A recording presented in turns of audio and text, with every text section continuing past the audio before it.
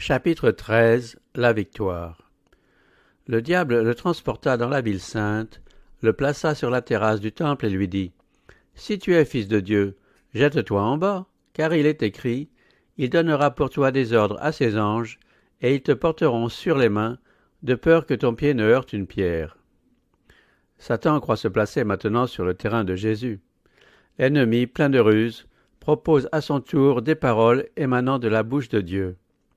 Il continue à se montrer comme un ange de lumière et donne des preuves de sa connaissance des Écritures et de l'intelligence qu'il en a.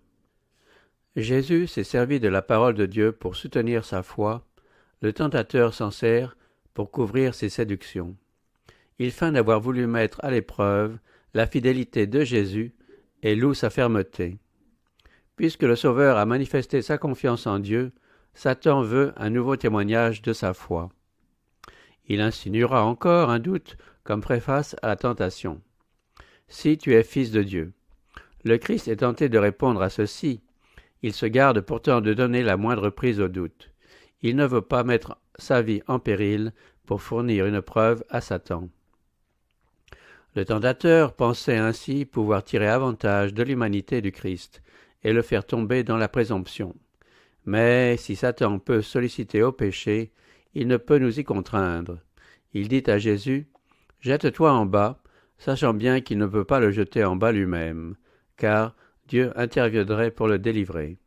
Satan ne peut pas non plus forcer Jésus à se jeter en bas. Le Christ ne serait vaincu qu'en donnant son assentiment à la tentation. Toute la puissance de la terre ou de l'enfer ne pourrait le forcer à se départir au moindre degré de la volonté de son Père. Le tentateur ne peut jamais nous contraindre à faire le mal.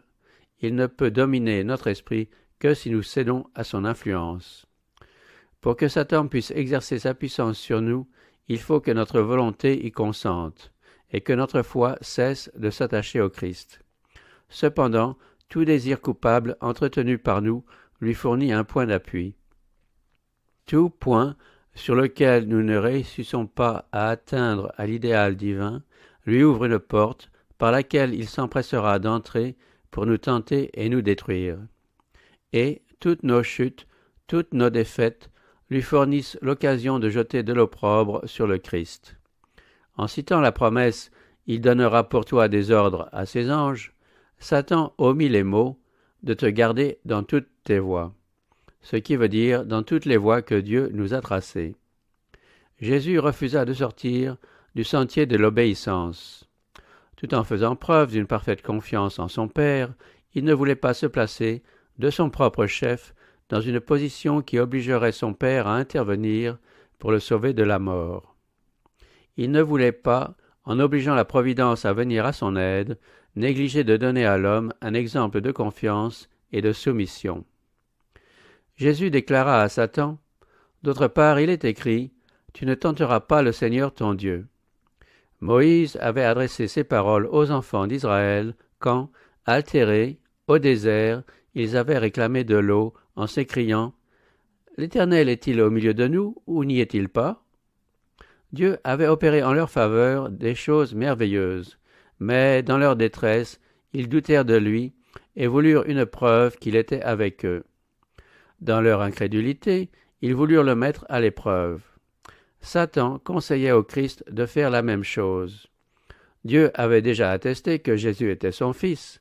Exiger une nouvelle preuve de sa filialité divine c'eût été mettre la parole de Dieu à l'épreuve, tenter Dieu. Ce serait la même chose si l'on demandait ce que Dieu n'a pas promis. Ce serait manifester de la méfiance. Nous ne devrions pas présenter à Dieu nos requêtes afin de le mettre à l'épreuve, pour voir s'il accomplira sa parole, mais parce que nous avons la certitude qu'il l'accomplira. Non pas pour avoir la preuve qu'il nous aime, mais parce que nous l'avons déjà. Sans la foi, il est impossible de lui plaire. Celui qui s'approche de Dieu doit croire qu'il existe et qu'il se fait le rémunérateur de ceux qui le cherchent. La foi ne peut être l'allié de la présomption. Celui-là seul qui a la vraie foi est à l'abri de la présomption, car celle-ci est la contrefaçon diabolique de la foi. La foi revendique les promesses divines et produit des fruits d'obéissance. La présomption revendique elle aussi des promesses, mais elle s'en sert, comme Satan, pour justifier le péché. La foi aurait conduit nos premiers parents à se confier en l'amour de Dieu, à obéir à ses commandements. La présomption les amena à transgresser sa loi, pensant que son grand amour les préserverait des conséquences de leurs péchés. Ce n'est pas la foi qui implore la faveur du ciel sans remplir les conditions auxquelles est subordonné le don de la grâce. Une foi authentique a son fondement dans les promesses et les dispositions de l'Écriture. Souvent, lorsque Satan n'a pas réussi à provoquer notre défiance, il nous fait tomber dans la présomption. S'il obtient que nous nous placions sans nécessité sur le chemin de la tentation, il tient la victoire. Dieu gardera tous ceux qui marchent dans le sentier de l'obéissance. S'en éloigner, c'est s'aventurer sur le terrain de Satan. Ici, nous sommes sûrs de tomber. Le Sauveur nous a adressé cette exhortation, « Veillez et priez afin de ne pas entrer en tentation ». La méditation et la prière peuvent nous empêcher de nous précipiter de nous-mêmes sur la voie du danger, et nous éviter ainsi bien des défaites. Il ne faut cependant pas perdre courage quand la tentation nous assaille. Souvent, lorsque nous nous trouvons dans une situation difficile, nous doutons que l'Esprit de Dieu nous ait conduits. Ce fut pourtant l'Esprit qui poussa Jésus au désert pour y être tenté par Satan. Quand Dieu nous met à l'épreuve, il a pour but notre bien. Jésus n'a pas présumé des promesses divines en s'exposant de son propre chef à la tentation, et il ne s'est pas non plus laissé glisser dans le découragement quand celle-ci survint. Imitons-le. Dieu est fidèle et ne permettra pas que vous soyez tentés au-delà de vos forces, mais avec la tentation, il donnera aussi le moyen d'en sortir pour que vous puissiez la supporter. Il dit, « Pour sacrifice, offre à Dieu tes louanges et accomplis tes vœux envers le Très-Haut. Puis, invoque-moi au jour de ta détresse, je te délivrerai et tu me glorifieras. » Jésus a eu la victoire dans la seconde tentation. Satan révèle alors son véritable caractère. Il ne paraît cependant pas sous la forme d'un monstre hideux, ayant le pied fourchu et des ailes de chauve-souris. Quoique tombé, il est un ange puissant. Il se donne comme le chef de la rébellion et le Dieu de ce monde. Ayant placé Jésus sur une haute montagne, Satan fait passer devant lui, comme en un panorama, les royaumes de ce monde avec toute leur gloire. Le soleil brille sur des villes aux temples magnifiques, sur des palais de marbre, des champs fertiles et des vignes chargées de fruits. Les traces du mal sont cachées, les yeux de Jésus, qui tout à l'heure ne voyaient qu'horreur et désolation, contemplent maintenant une scène incomparable de charme et de prospérité. Alors se fait entendre la voix du tentateur, « Je te donnerai tout ce pouvoir et la gloire de ces royaumes, car elle m'a été remise, et je la donne à qui je veux. Si donc tu te prosternes devant moi, elle sera toute à toi. » Ce n'est que par la souffrance que le Christ peut accomplir sa mission. Une vie de douleur, de peine et de lutte s'offre à lui, couronnée par une mort ignominieuse. Il faut qu'il porte les péchés du monde entier. Il doit accepter d'être séparé de l'amour de son Père.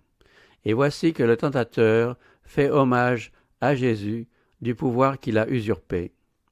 Le Christ peut échapper à un effroyable avenir en reconnaissant la suprématie de Satan. Mais agir ainsi, c'est renoncer à la victoire dans le grand conflit. En essayant de s'élever au-dessus du Fils de Dieu, Satan a péché dans le ciel. S'il réussit maintenant, c'est le triomphe de la rébellion. En disant au Christ que la royauté et la gloire du monde lui ont été données et qu'il est libre d'en disposer, Satan affirme une chose qui n'est vraie qu'en partie, et son but est de tromper. La domination que Satan exerce, il l'a arrachée à Adam.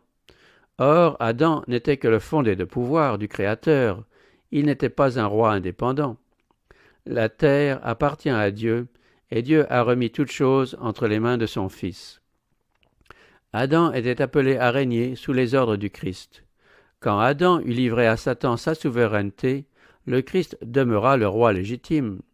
C'est pour cela que Dieu dit au roi Nebuchadnezzar, « Le Très-Haut domine sur la royauté des hommes, il la donne à qui il veut. » Satan ne peut exercer le pouvoir qu'il a usurpé qu'en tant que Dieu le lui permet.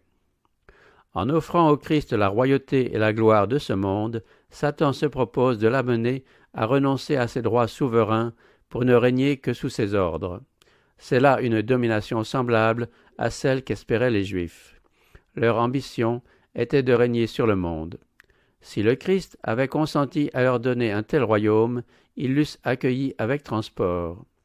Mais la malédiction du péché, avec tous les malheurs qui en sont la conséquence, pèse sur ce monde.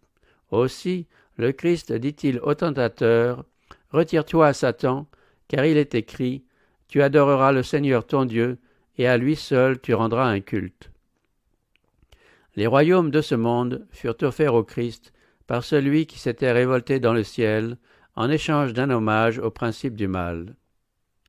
Mais Jésus ne se laissa pas séduire. Il était venu établir un royaume de justice et ne voulait pas renoncer à son dessein. Satan soumet les hommes à la même tentation, mais avec beaucoup plus de succès. Il leur offre les royaumes de ce monde à condition qu'ils reconnaissent sa souveraineté. Il exige d'eux qu'ils se livrent à l'égoïsme, qu'ils répudient l'intégrité et méconnaissent les droits de la conscience. Le Christ les exhorte à rechercher premièrement le royaume de Dieu et sa justice. Mais Satan se tient à leur côté et murmure à leur oreille « Quoi qu'il en soit de la vie éternelle, pour réussir en ce monde, il vous faut me servir. Votre bonheur est entre mes mains. Je puis vous donner richesse, plaisir, honneur et félicité. Écoutez mes conseils. Ne vous laissez pas entraîner par des idées fantaisistes d'honnêteté et de renoncement. Je vous ouvrirai le chemin. C'est ainsi que des foules sont séduites. Elles consentent à vivre au service du moi et Satan est satisfait, tandis qu'il les attire par l'espérance d'une domination mondaine, il obtient l'empire sur leur âme. Mais il leur offre ce dont il n'est pas le maître, ce qui bientôt lui sera arraché. En revanche, il les prive de leur titre à l'héritage des fils de Dieu. En parlant à Jésus, Satan avait mis en doute sa qualité de fils de Dieu. La manière énergique dont il reçut son congé lui donna une preuve qu'il ne pouvait récuser. La divinité resplendit à travers l'humanité souffrante. Satan n'eut pas le pouvoir de résister à ce commandement. Convulsionné par la honte et la rage, il dut se retirer de la présence du Rédempteur. La victoire du Christ était aussi complète que l'avait été la défaite d'Adam. Nous pouvons de même résister à la tentation et obliger Satan à s'éloigner de nous. Jésus a remporté la victoire par la soumission et la foi en Dieu, et il nous fait dire par un apôtre « Soumettez-vous donc à Dieu, résistez au diable, et il fuira loin de vous. Approchez-vous de Dieu, et il s'approchera de vous. » Nous ne pouvons échapper par nous-mêmes au pouvoir du tentateur. Il a vaincu l'humanité, et si nous essayons de nous défendre par nos propres forces, nous devenons la proie de ses artifices. Mais le nom de l'Éternel est une forteresse. Le juste s'y réfugie et y trouve une haute retraite. Satan tremble et fuit devant l'âme la plus faible quand elle cherche un refuge sous ce nom tout-puissant. Après le départ de l'ennemi, Jésus, blême, tomba exténué sur le sol. Les anges du ciel avaient surveillé la lutte, vu comment leur chef bien-aimé endurait des souffrances indicibles pour obtenir notre délivrance, supportant une épreuve plus grande que toutes celles auxquelles nous serons jamais exposés. Les anges accourent et servirent le Fils de Dieu, qui paraissait sur le point d'expirer. Ils le fortifièrent par des aliments, le réconfortèrent par le message de l'amour de son Père, par l'assurance que le ciel tout entier participait à son triomphe. Jésus ayant repris ses sens, son grand cœur se remplit à nouveau de sympathie pour l'homme, et il s'apprête à poursuivre l'œuvre commencée. Il ne cessera pas qu'il n'ait vaincu l'ennemi et racheté l'humanité. Le prix de notre rédemption ne sera estimé à sa juste valeur que lorsque les rachetés se tiendront avec le Rédempteur devant le trône de Dieu. Alors que nos sens ravis seront frappés par les gloires de notre éternelle demeure, nous nous souviendrons que Jésus a quitté tout cela pour nous, qu'il s'exila des parvis célestes, plus que cela, qu'il prit le risque d'un échec et d'une perte éternelle. Alors nous jetterons nos couronnes à ses pieds et entonnerons le cantique « L'agneau qui a été égorgé est digne de recevoir puissance, richesse, sagesse, force, honneur, gloire et louange.